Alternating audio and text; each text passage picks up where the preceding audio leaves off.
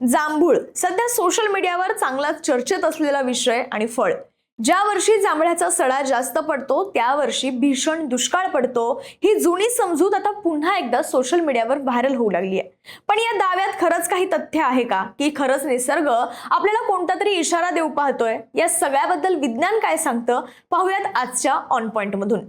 नमस्कार, मी शीतल आणि तुम्ही पाहताय ऑड इव्हन. खरं तर यंदा उत्तर महाराष्ट्रात जांभळाचं उत्पादन इतकं प्रचंड झालंय की अनेक वर्षात जांभळांचा सडा पडलाय वगैरे अशी परिस्थिती पाहिली नसल्याचं काही वयस्कर लोक सांगतायत. ग्रामीण भागात ही घटना अशुभ मानली जाते.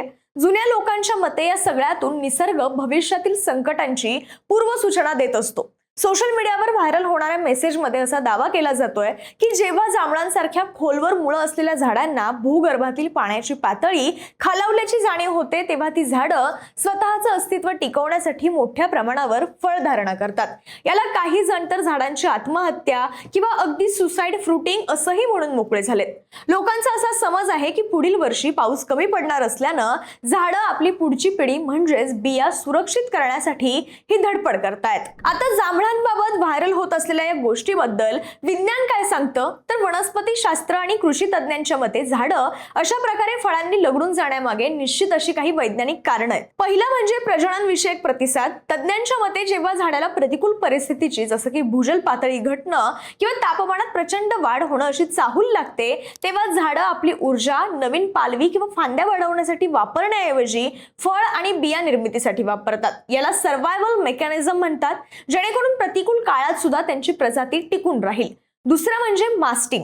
आता मास्टिंग ही एक वनस्पती शास्त्रातली संकल्पना आहे. यात काही वर्षांच्या अंतराने विशिष्ट प्रजातीची सगळी झाडं एकत्रितपणे मोठ्या प्रमाणात फळधारणा करतात. याचा मुख्य उद्देश असतो तो म्हणजे फळं खाणाऱ्या पक्षी किंवा प्राण्यांनी कितीही फळं खाल्ली तरीही मोठ्या प्रमाणात बिया शिल्लक राहाव्यात आणि नवीन रोपं ही तयार व्हावीत. या सगळ्या विषयावर तज्ञांनी काय स्पष्टीकरण दिलंय, तर पर्यावरण अभ्यासक आणि वनस्पती शास्त्रज्ञांनी या दुष्काळाच्या दाव्याला वैज्ञानिक आधार नसल्याचं स्पष्ट केलंय. ज्येष्ठ पर्यावरण अभ्यासक डॉक्टर मधुकर वाचुळकर यांच्या मते जांभळाचं भरघोस उत्पादन हे भविष्यातील दुष्काळाचं लक्षण नसून मागील काही महिन्यातील अनुकूल हवामानाचा परिणाम आहे. जांभळाला फेब्रुवारी मार्च मध्ये फुलोरा येतो. जर या काळात हवामान कोरडं आणि निरभ्र असेल, तसंच अवकाळी पाऊस किंवा गारपीट झाली नाही, तर फळधारणा अत्यंत उत्तम होते. यंदा उन्हाची तीव्रता आणि कोरडं हवामान जांभळासाठी पोषक ठरल्याचं बाचुळकर यांचं मत आहे. तसंच वनस्पती अभ्यासक गणेश केदारी यांनी सुद्धा सुसाईड फ्रुटिंगचा दावा फेटाळून लावलाय. जांभूळ हे एक पॉलिकार्पिक झाड आहे, म्हणजेच ते दरवर्षी फळं देतं आणि अनेक दशकं जगतं. त्यामुळे फळं जास्त आली म्हणजे झाड मरतं किंवा आत्महत्या करतं याला शास्त्रीय आधार नाहीये. झाडं केवळ वर्तमान परिस्थितीला प्रतिसाद देतात, ती भविष्यातील दुष्काळाची भविष्यवाणी करू शकत नाहीत.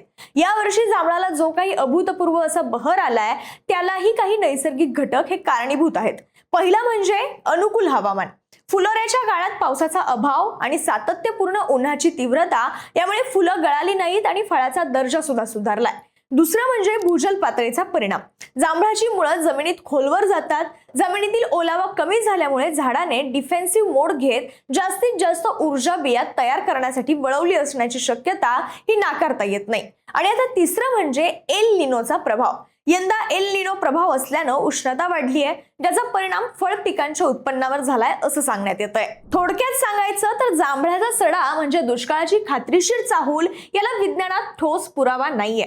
ही घटना निसर्गाच्या बदलांना झाडांनी दिलेला एक प्रतिसाद आहे. जरी हा दुष्काळाचा संकेत नसला तरी वाढतं तापमान आणि घटती भूजल पातळी ही चिंतेची बाब नक्कीच आहे. निसर्गातील या बदलांकडे केवळ अफवा किंवा समजूत म्हणून न पाहता जलसंधारण आणि पर्यावरण रक्षणाचं महत्त्व समजून घेणं हे सुद्धा तितकंच गरजेचं आहे. बाकी जांभळांबद्दल व्हायरल होत असलेल्या या वेगवेगळ्या काल्पनिक गोष्टींबद्दल तुम्हाला काय वाटतंय, कमेंट बॉक्समध्ये व्यक्त व्हा आणि ऑड इव्हनला सबस्क्राईब करायला विसरू नका.